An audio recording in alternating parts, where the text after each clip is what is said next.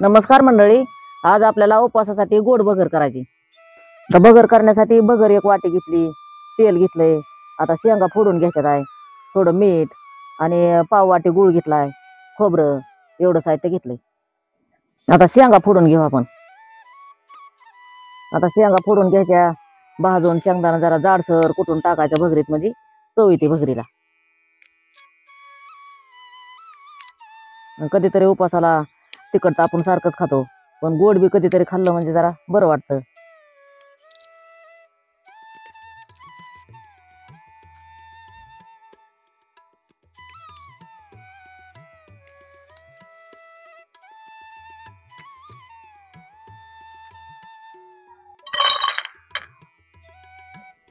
आता भगर ही आता आपण शाबू तर सारखाच खातोय, पण भगर बी कधीतरी केली म्हणजे बरं। जरा शाबू बी नाही एवढा बरा वाटत आता सारखा सारखा खायला।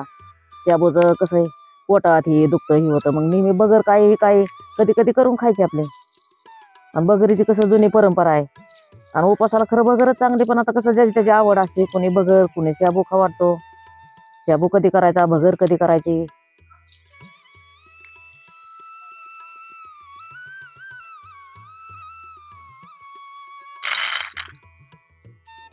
आता शेंगा झाल्या फोडून बघा, आपल्या गावरान घुंगरू शेंगा आहेत ह्या।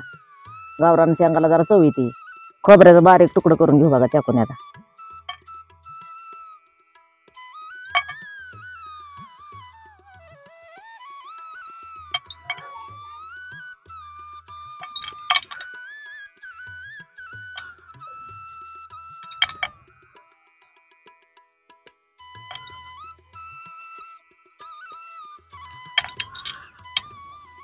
भगरीला खोबरं हे टाकलं म्हणजे जरा खमंग लागते बघा भगर, म्हणून खोबरं टाकायचं थोडं, त्याला जरा चव येते भगरीला। शेंगदाणं खोबरं असलं म्हणजे। हे झालं आपलं खोबरं कापून, बारीक असं कापायचं बघा, बारीक तुकडे केलं म्हणजे भगरीत मिक्स होत्यात। आपल्याला भगर शेंगदाणं भाजून घ्यायचे, त्यासाठी तवा ठेवून घेऊ चुलीवर। आता भगर भाजून घेऊ, त्यासाठी तव्यावर टाकते भगर।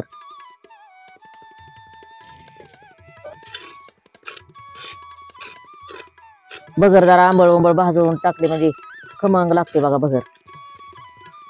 जरा भाजून घेतल्यावर चव येते जरा तिला।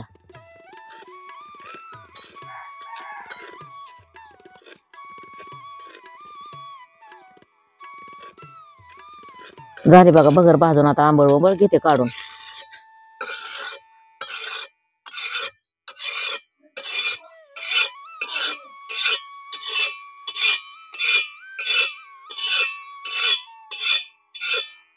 आता ह्या तव्यात शेंगदाणं भाजून घेते।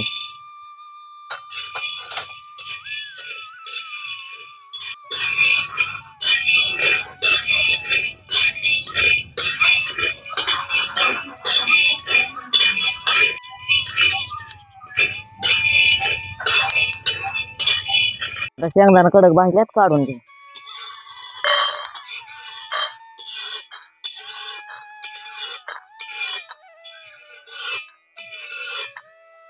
आता शेंगदाणं कुटून घेते।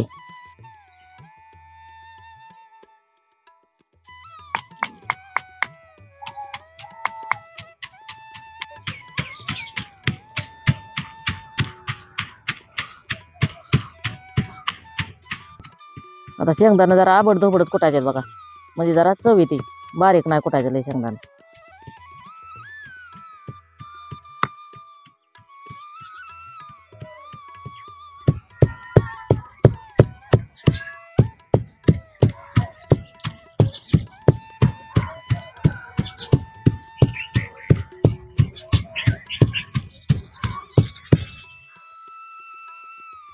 आता शेंगदाणं कुटून झालं, काढून घेते। असं आबड धोबड शेंगदाणं कुटायचे।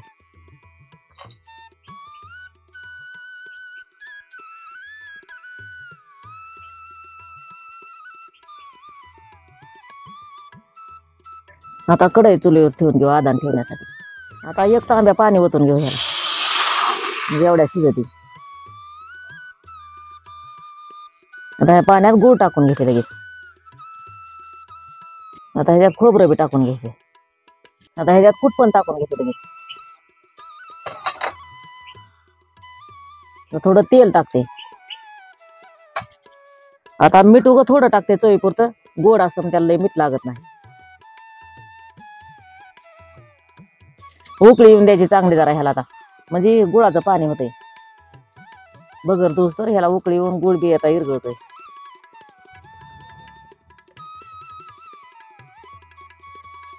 आता बगर धुवून घेते, म्हणजे तिकडं आदान ठेवलंय, गुळ टाकला त्याच्यात, गुळ बी इरगळतोय त्यावर, म्हणजे बगर धुवून होते स्वच्छ.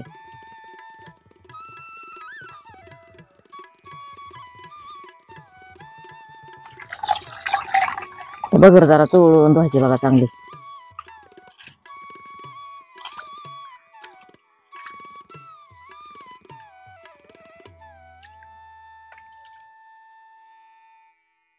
आता ह्याच्यातलं पाणी ओतून काढते आणि अजून एक वेळा पाणी ओतून घेते ह्याच्यात बगरीत.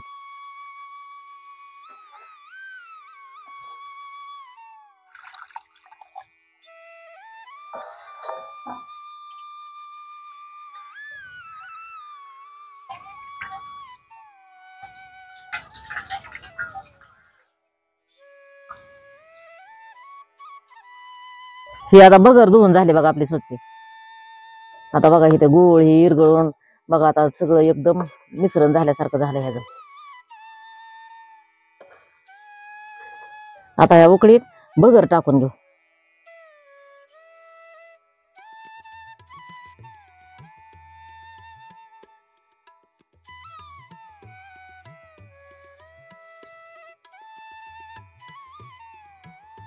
अशी आता चांगली हलवून घ्यायची बघा. आता एवढ्याच पाण्यात शिजते बगर, लय लहानला पाणी लागत बगरीला.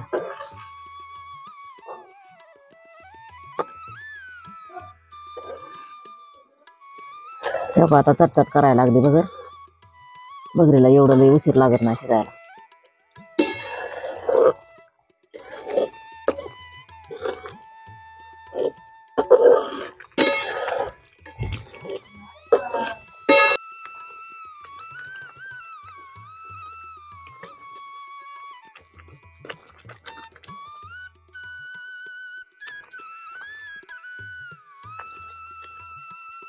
चांगले असे हलवीत राहायचे आता, म्हणजे गुळामुळं खाली चिटकतं जरा, त्याच्यामुळे चिटकत नाही मग हलवल्या.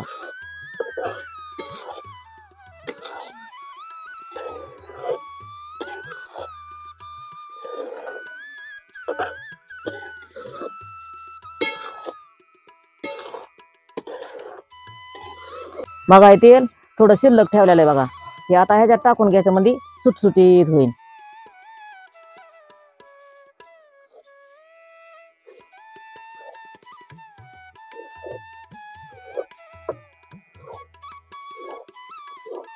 हे झाले आपले आता बगर तयार. हे झाले बघा आपले आता बगर तयार. कोणाकोणाला आवडले असेल त्यांनी नक्की कमेंटमध्ये सांगा.